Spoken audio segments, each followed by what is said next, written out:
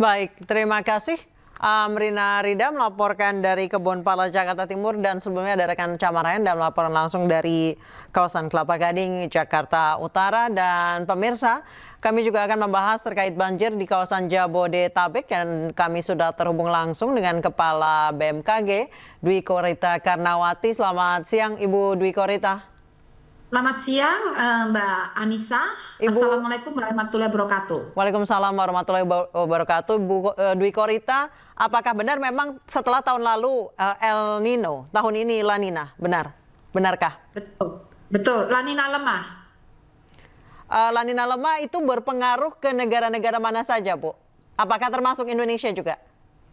Indonesia ya, terutama Indonesia. Boleh dijelaskan Ibu seperti apa pengaruhnya, karena ini di bulan Januari musim hujan ini semakin parah, Bu.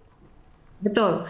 Jadi sejak bulan Oktober kami memberikan peringatan dini atau informasi dini bahwa mulai November tahun lalu itu terjadi La Nina lemah akibat dari mendinginnya suhu muka air laut di Samudra Pasifik bagian tengah timur.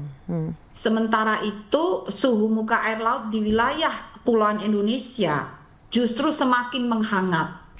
Peningkatan suhu muka air laut di wilayah Indonesia yang bagian selatan, yaitu di Samudra Hindia, itu mencapai 1 hingga 2 derajat Celcius. Di wilayah Indonesia lainnya itu antara setengah hingga 1 derajat Celcius. Nah, perbedaan atau gap suhu muka air laut inilah mengakibatkan terjadinya peningkatan curah hujan yang lokasi di mana suhu muka air lautnya lebih hangat.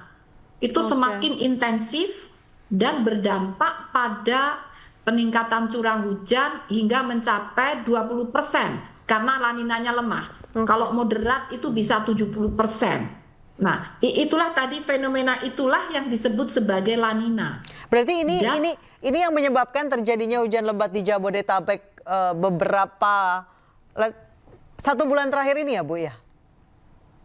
Tidak hanya itu, ya menyebabkan, tapi kalau hujan ekstrim atau lebat itu akibat dari beberapa fenomena cuaca yang berbeda-beda, tapi terjadi pada periode waktu yang sama, sehingga dampaknya itu saling menguatkan, mengamplifikasi. Masing-masing berdampak peningkatan curah hujan. Misalnya, mulai November masuk monsun Asia. Monsun Asia itu angin yang bertiup dari arah Asia yang membawa udara lembab basah ya, yang masuk ke Indonesia itu berdampak terjadinya hujan. Jadi pembentukan awan-awan hujan yang intensif sehingga terjadilah musim hujan di Indonesia. Itu kali ini terutama di wilayah Jawa bagian utara termasuk Jakarta ini sedang mencapai puncaknya di bulan Januari, akan berlangsung sampai Februari. Jadi puncaknya, jadi intensitasnya itu kebetulan menguat di bulan ini dan akan berlanjut sampai kira-kira pertengahan Februari. Bersamaan dengan terjadinya La Nina tadi, mengakibatkan peningkatan curah hujan juga. Bersamaan lagi dengan fenomena yang lain, yaitu masuknya seruak udara dingin dari dataran Siberia masuk ke wilayah Indonesia bagian barat, ya, termasuk sudah mencapai wilayah di Bangka Belitung, kemudian juga di Jawa bagian barat, dan itu memicu juga peningkatan curah hujan.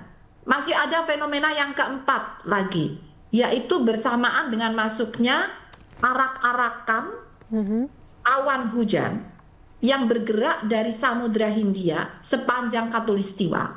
Fenomena itu disebut sebagai Madden-Julian Oscillation, dan arak-arakan ini saat kemarin itu sesuai prediksi berada di wilayah, masuk di wilayah Jawa Barat, termasuk DKI dan sekitarnya.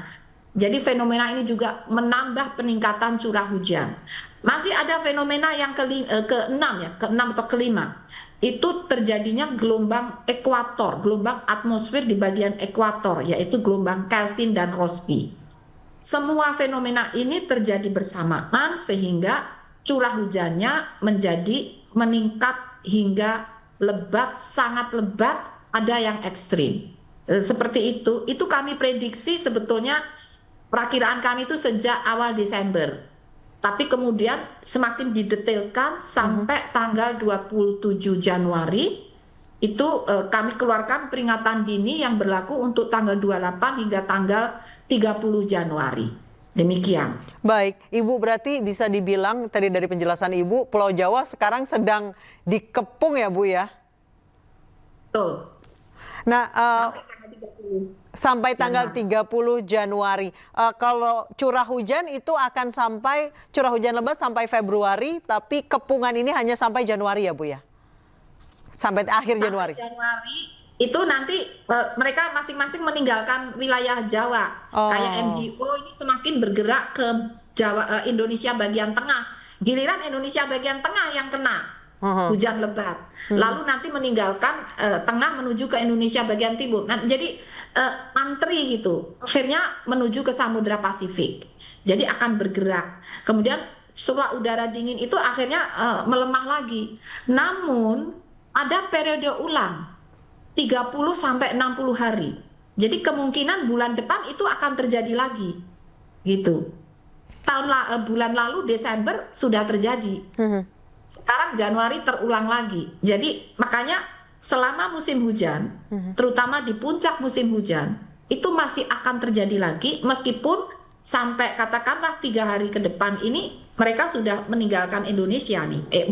Meninggalkan Indonesia bagian barat menuju bagian tengah lalu menuju bagian timur, lalu akhirnya meninggalkan Indonesia. Tapi sebulan lagi balik lagi, datang lagi.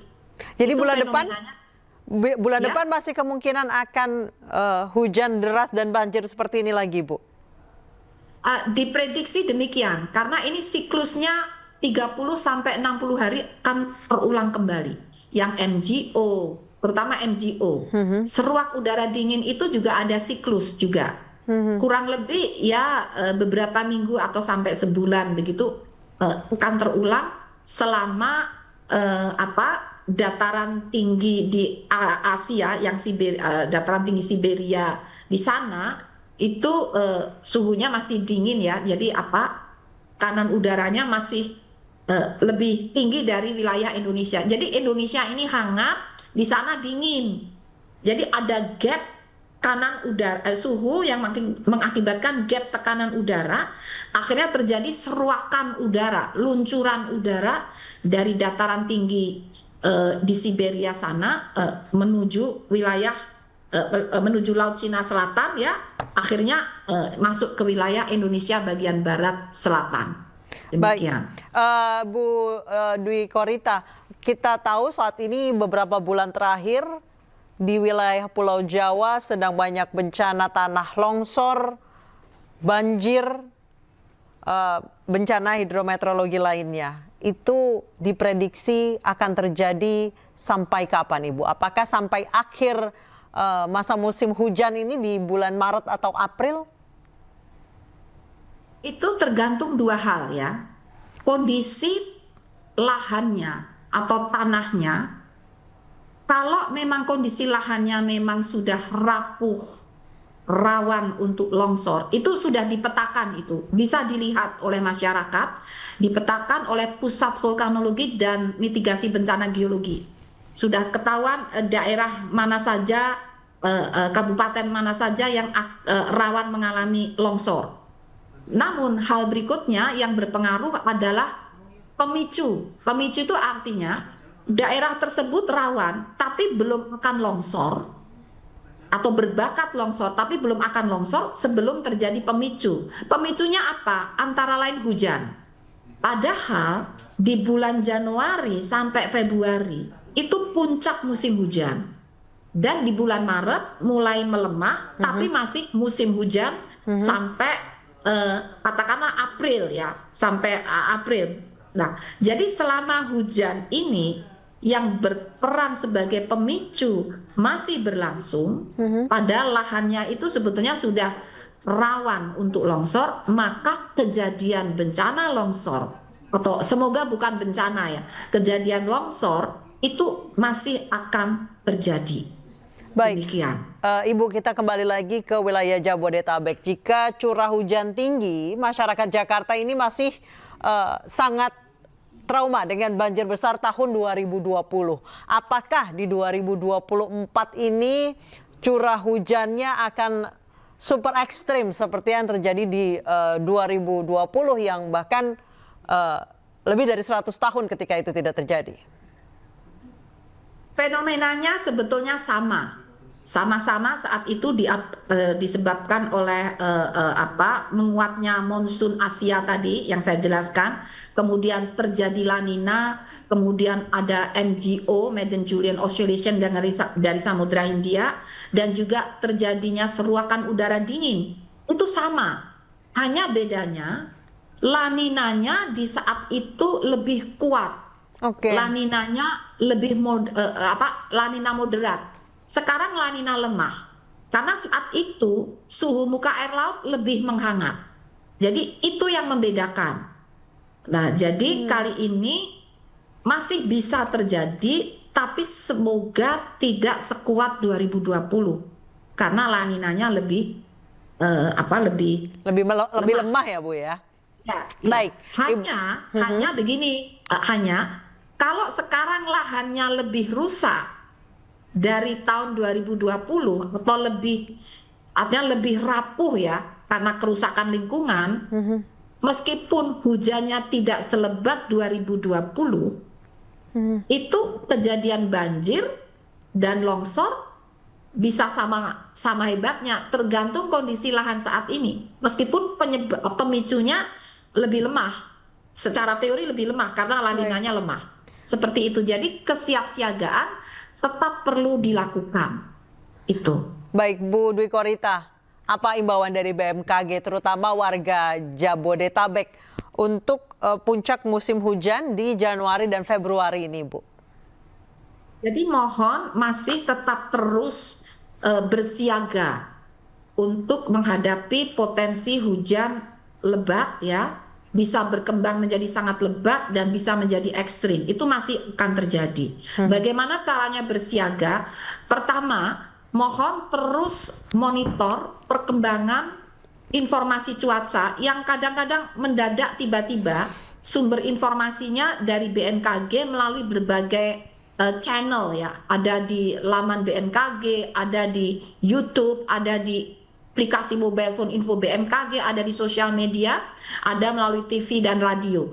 Terus dimonitor, karena sewaktu-waktu kami memberikan peringatan dini hujan lebat hingga ekstrim. Itu ada peringatan dininya.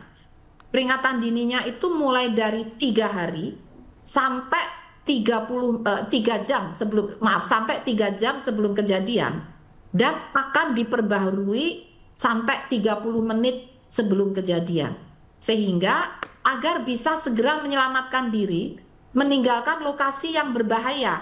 Lokasi yang berbahaya bagaimana? Kalau untuk banjir ya di bantaran sungai, di lembah sungai, harus meninggalkan keluar dari lembah atau bantaran sungai, cari tempat yang lebih tinggi dan kering.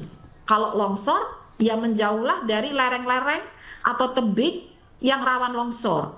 Jadi terus monitor dan amati lingkungan sekitar. Biasanya kalau misalnya nih akan banjir nih ya, Anda sedang di sungai, di situ tidak ada hujan, tapi lihat ke arah hulu sungai.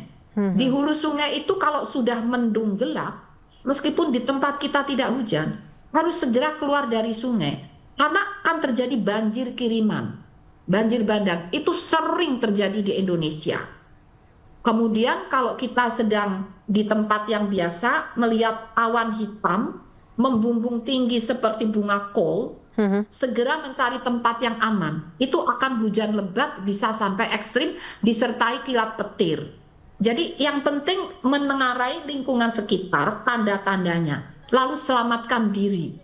Kalau akan longsor itu juga ada tanda-tandanya. Biasanya kelihatan terjadi retakan tanah lebih dahulu, atau amblesan tanah pada lereng, atau pohon-pohon atau tiang-tiang tegak itu tiba-tiba miring. Itu berarti tanahnya sudah mau melorot ke bawah. Lebih bahaya lagi kalau keluar air dari lereng apalagi airnya sudah keruh. Segera pergi dari situ, itu sudah siap meluncur lerengnya. Itu antara lain demikian. Baik, tetap waspada untuk tidak hanya warga Jabodetabek, tapi memang saat ini Pulau Jawa tengah dikepung oleh fenomena-fenomena cuaca. Terima kasih banyak Ibu Dwi Korita Kanawati, Kepala BMKG, telah bergabung bersama kami di Breaking News. Selamat siang, Ibu.